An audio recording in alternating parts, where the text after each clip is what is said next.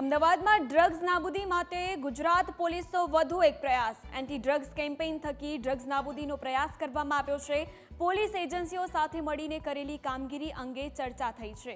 ગૃહ રાજ્યમંત્રી હર્ષ સંઘવી, ડીજીપી વિકાસ સહાય કાર્યક્રમમાં ઉપસ્થિત રહ્યા હતા। ઉચ્ચ આઈપીએસ અધિકારીઓ પણ આ કાર્યક્રમમાં હાજર રહ્યા।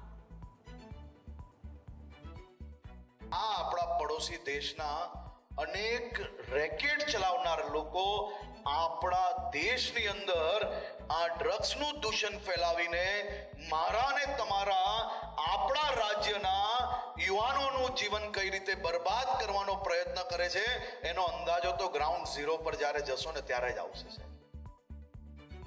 આ દરિયાનું જે લહેરો દેખાય ને એ ટીવીની અંદર એટલું, સ્ક્રીનની અંદર એટલું મહેસૂસ નહીં કરી શકશો।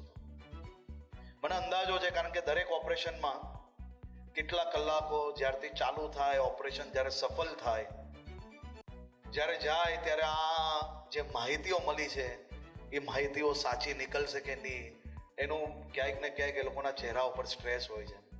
અને જ્યારે આ દરિયાના તેજ લહેરોની વચ્ચેથી દેશમાં ઘુસાડવાનો પ્રયાસ કરતા આ દાનવો જે ડ્રગ્સ ઘુસાડવાનો પ્રયત્ન કરતા હોય અને એને પકડીને જ્યારે આપણી એટીએસની ટીમ આવે ને, એમના ચહેરા ઉપર જે સ્મિત હોય છે ને, એ તમે જોશો ને તો તમને અંદાજો આવશે કે ડ્રગ્સ સામેની લડાઈ આપણું રાજ્ય કઈ રીતે લડી રહ્યું છે।